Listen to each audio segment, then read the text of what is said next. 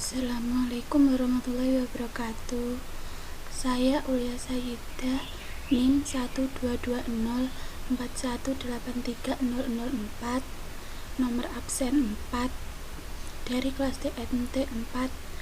Di sini saya akan menjelaskan mengenai sirkuit Hamilton dan juga isomorfisme graf tak berarah. Yang pertama, sirkuit Hamilton. Definisinya, lintasan Hamilton adalah lintasan yang melalui tiap vertex atau simpul di dalam graf tepat satu kali. Bila lintasan itu kembali ke simpul awal membentuk lintasan tertutup atau sirkuit, maka lintasan itu disebut sirkuit Hamilton. Jadi, suatu graf dikatakan memiliki sirkuit Hamilton jika suatu graf memuat sirkuit yang melalui setiap simpul titik di dalam graf tepat satu kali, kecuali pada simpul awal, yang sekaligus sebagai simpul akhir yang dilalui dua kali.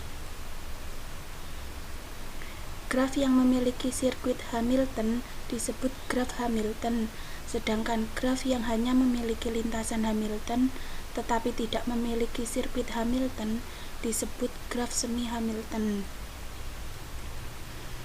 Perbedaan sirkuit Euler dan sirkuit Hamilton. Kalau sirkuit Euler itu semua garis harus dilalui tepat satu kali, sedangkan semua titiknya boleh dikunjungi lebih dari satu kali. Sirkuit Hamilton itu semua titik harus dikunjungi tepat satu kali dan tidak harus melalui semua garisnya. Jadi intinya yang dipertimbangkan dalam sirkuit Hamilton adalah kunjungan pada titiknya, sedangkan dalam sirkuit Euler yang dipertimbangkan adalah garis yang dilewati. Di sini diberikan beberapa hasil umum tentang keberadaan lintasan atau sirkuit Hamilton dengan menggunakan beberapa syarat cukup berupa teorema Dirac dan teorema Ore. Teorema 1 atau teorema Dirac. Jika G adalah graf sederhana dengan n buah simpul, n lebih dari sama dengan 3, sedemikian sehingga derajat setiap simpul paling sedikit n per 2, yaitu dV lebih dari sama dengan n per 2 untuk setiap simpul V di G, maka G adalah graf Hamilton. Teorema 2, teorema Ore. Jika G adalah graf sederhana dengan n buah simpul dengan n lebih dari sama dengan 3, sedemikian sehingga dV ditambah du lebih dari sama dengan n untuk setiap pasang simpul tidak bertetanggaan U dan V, maka graf G adalah graf Hamilton. Teorema 3, setiap graf lengkap adalah graf Hamilton. Teorema 4, di dalam graf lengkap G dengan n buah simpul n lebih dari sama dengan 3, terdapat sebanyak n-1 faktorial per 2 buah sirkuit Hamilton. Contohnya, buktikan bahwa graf di bawah ini adalah graf Hamilton sesuai dengan teorema. Bukti 1. N sama dengan 3 dengan tiap vertexnya memiliki dV sama dengan n per 2, jadi sama dengan 3 per 2 sama dengan 1,5 sama dengan 2 sesuai teorema 1. 2. Jika G adalah graf sederhana dengan n buah simpul n lebih dari atau sama dengan 3, sedemikian sehingga dV ditambah du lebih dari atau sama dengan n untuk setiap pasang simpul tidak bertetanggaan U dan V, maka graf G adalah graf Hamilton. Di sini n sama dengan 3, yaitu V1, V2, dan V3, sehingga dV1 ditambah dV2 lebih dari sama dengan 3. 2 ditambah 2 lebih dari atau sama dengan 3. 4 lebih dari atau sama dengan 3 sesuai dengan teorema 2. Karena dV ditambah DU lebih dari sama dengan N, maka graf di atas adalah graf Hamilton. 3.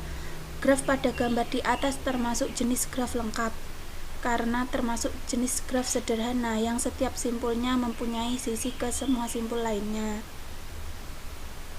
Yang keempat, pada graf tersebut N sama dengan 3, maka terdapat N-1 faktorial per 2 sirkuit Hamilton. J. Isomorfisme graf tak berarah. Dua graf disebut isomorfis jika keduanya memiliki struktur yang sama walau secara geometri berbeda bentuk. Definisinya, dua buah graf G1 dan G2 dikatakan isomorfis jika terdapat korespondensi satu-satu antara simpul-simpul keduanya dan antara sisi-sisi keduanya.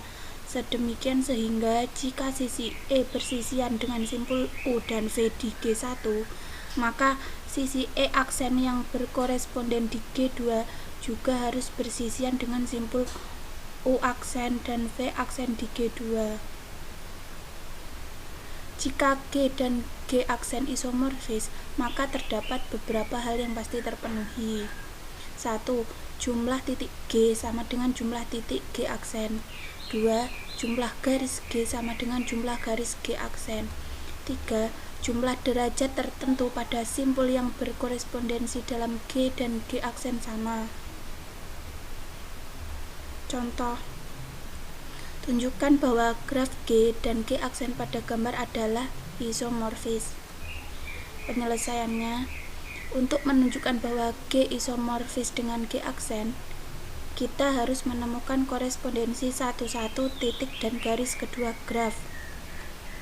Dalam G, V1 berhubungan dengan V2 dan V5, sedangkan G aksen, V1 berhubungan dengan V3 dan V2. Untuk itu, fungsi G dari G ke G aksen didefinisikan dengan G V1 sama dengan V1, G V2 sama dengan V3, dan G V5 sama dengan V2, sehingga didapatkan fungsi G pada gambar berikut. E2 elemen dari EG menghubungkan titik V2 dan V3 elemen dari G. Fungsi G memetakan V2 elemen G ke V3 elemen G aksen dan memetakan V3 elemen G ke V5 elemen G aksen. Dalam G, garis yang menghubungkan V3 dan V5 adalah E3 elemen dari G aksen. Jadi dalam pembuatan fungsi H, E2 elemen dari G dikawankan dengan E3 elemen dari G aksen. Hal yang sama dilakukan pada semua titik yang lain sehingga ditemukan isomorfis.